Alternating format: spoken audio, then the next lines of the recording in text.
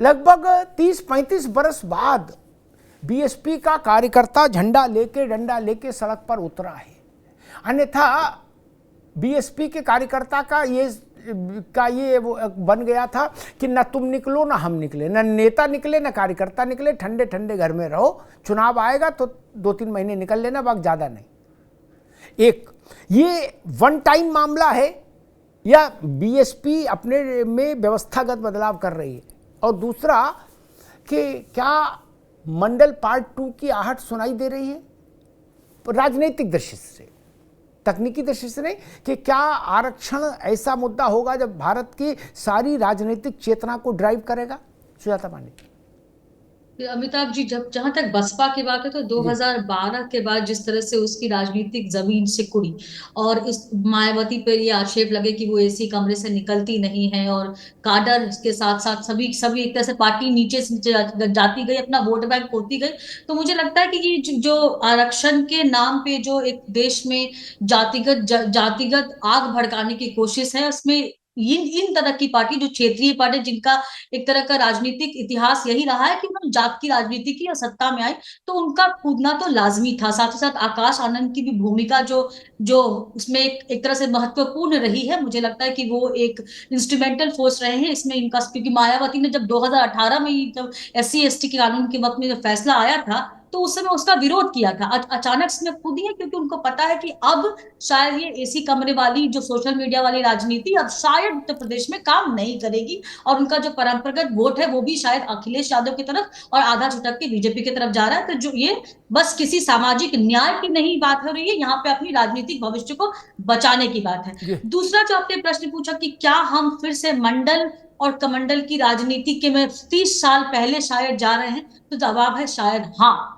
और ये जो हाँ है वो बहुत दुखद हाँ है, क्योंकि आज हमें बात करनी चाहिए थी अर्थव्यवस्था पे, बात करनी चाहिए थी भारत के विश्व गुरु होने पे, बात करनी चाहिए थी कि कैसे किस तरह से इन्वेस्टमेंट लाया जाए, निवेश लाया जाए, कैसे अब हम बात कर रहे हैं कि जाति जाति जाति। आप चाहे लेटरल एंट्री का मामला देख लीजिए, यहाँ ये वाला जो सुप्रीम कोर्ट का मामला था, जो कि संवैधानिक पीठ ने ये फैसला सुनाया था, ये किसी पार्टी का फैसला नहीं था, ये संवैधानिक पीठ का फैसला। 2006 से ये मामला चला आ रहा था, 2024 में 7 जजों की पीठ ने इसका फैसला सुनाया और ऐसे ही फैसला नहीं सुना दिया अमिताभ जी। सबको, आपके श्रोताओं को पता होना चाहिए कि ये सारे जजेस जो थे बहुत रेप्यूटेड थे, संविधान के जानकार थे। उन्होंने ये पाया कि जो रिजर्वेशन की मूलभूत जो भावना थी वो ये थी कि पिछड़ों को आगे लाया जाए, मुख्य धारा में शामिल किया जाए। हुआ ये कि मंडल कमीशन में जब ओबीसी, जब क्रीमी लेयर और नॉन क्रीमी लेयर की डेफिनेशन हुई, उसके आधार पर ही सुप्रीम कोर्ट ने कहा कि भाई राज्य सरकारों को हम ये अधिकार देते हैं। ठीक है सुजाता जी, मैं दोबारा में आता हूं आपके पास, दोबारा में आता हूं। 10 सेकंड दीजिए मुझे, सिर्फ 10 सेकंड दीजिए। तो ये पूरा मामला है अमिताभ जी, मैं ये बताने की कोशिश कर रही थी कि ये किसी पार्टी का मामला है ही नहीं, ये किसी सामाजिक न्याय को या फिर बाबा साहेब अम्बेडकर के संविधान बचाने का तो मामला है, क्योंकि मामला जो है वो सुप्रीम कोर्ट का है और ये तो न्याय देने की बात है, न्याय छीनने की बात नहीं है। बस न्याय किसको लग रहा है, क्योंकि लग रहा है कि जो उनका वोट बैंक है वो कहीं खिसक ना जाए। मैं सुरेश जी के पास चलूं, बहुत पुराने नेता हैं बसपा के, काशीराम जी के समय के। उससे पहले एक बात जरूर कहूंगा, सुजाता जी ने जो कहा उस पर मैं अपनी, जो मेरा अनुभव कहता है, आरक्षण का मसला सैद्धांतिक मसला नहीं है। संविधान में क्या लिखा, बाबा साहब ने क्या कहा, वकीलों ने क्या कहा, जजों ने समय समय पर क्या कहा, इससे मतलब नहीं। जो भी पार्टियां भारत में राजनीति कर रही हैं या करने की इच्छा रखती हैं, उनके लिए मेरा एक लाइन का संदेश है, जिस वर्ग के लिए आरक्षण है सुजाता जी, उस वर्ग को लगना चाहिए कि आप उसके आरक्षण के साथ मन से खड़े हैं। अगर ये नहीं लगेगा तो क्या कहा संविधान ने, क्या कहा किताब में, क्या है कापी में, इससे कोई मतलब नहीं, आप निपट जाओगे। आपसे मतलब वो पार्टी। सरल भाषा में हिंदी में मैंने समझा दिया। क्या इसको अंग्रेजी उर्दू फारसी की जरूरत ही नहीं। ननकू को समझ में आएगा कि सुजाता पांडे हमारे आरक्षण के पक्ष में हैं तो ठीक है, जीत जाएंगी सुजाता पांडे। लगेगा नहीं तो हरा देंगे। प्रेम गली अति सांकरी, ये समझ लीजिए, इसमें चलेगा नहीं। सावधानी हटी और भयंकर दुर्घटना घटी। इसीलिए मैंने शुरुआत में कहा था कि आरक्षण से बड़ा प्रज्वलनशील मुद्दा कोई नहीं। वो लिखा होता है जहां पेट्रोल का टैंकर जाता है उसके ऊपर लिखा होता अति प्रज्वलनशील पदार्थ, लिखा होता है ना सुजाता जी। ये अति प्रज्वलनशील मुद्दा है भारत की राजनीति का। इसमें अगर दस्ताने ठीक से नहीं पहने हैं 11,440 वोल्ट वाले तो फिर दुर्घटना की संभावना हो जाती है। सुरेश जी, आपसे एक ही सवाल है, 35 साल बाद बहन जी ने इसका पहिया मोड़ा है, अभी तक जिस दिशा में जा रही थी उससे उल्टी दिशा में बोले नहीं हम तो नहीं निकलेंगे लेकिन तुम तो निकलो कम से कम, क्या? तो ये वन टाइम मामला है या अब ऐसा चलता रहेगा, हर 2-3 महीने में एक न एक मॉक ड्रिल होती रहेगी, बोले भाई निकलते रहो, थोड़ा वर्जिश होती रहे? नहीं, क्योंकि जहां तक मुझे याद आ रहा कांशीराम जी के समय में जब उनने एक रैली की थी बोट क्लब पर, तभी सब लोग झंडा डंडा लेके निकले थे। बहन जी ने तो ऐसा कोई कार्यक्रम में कभी रुचि नहीं रखी। सुरेश जी देखिएगा, ये जो पैमाना है कि 35 साल बाद, ये ठीक नहीं है। अच्छा, आईटीओ पर भी हुआ है डेमोन्स्ट्रेशन, और उससे पहले बॉम्बे में भी हुआ है डेमोन्स्ट्रेशन, और यहाँ पर जो अभी आप जिक्र कर रहे हैं, केवल बोट क्लब ही नहीं, लाल किले के पीछे भी हुआ है डेमोन्स्ट्रेशन, और उसके बाद साहब की डेथ के भी बाद भिन्न भिन्न मुद्दों पर हम लोगों ने, मैं देखिएगा पुराना कार्यकर्ता हूँ, आपने भी सर्टिफिकेट दिया है अभी, हम लोगों ने समय समय पर डेमोन्स्ट्रेशन दिए हैं।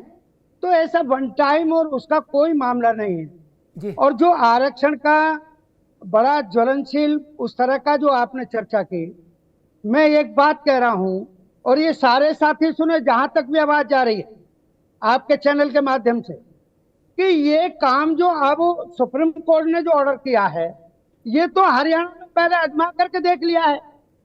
जो एससी का रिजर्वेशन 15% था, वहीं पर बाइफरकेट करके 7.5 और 7.5 कर दिया था, लेकिन वहां पर सफल नहीं हुआ। सफल क्यों नहीं हुआ?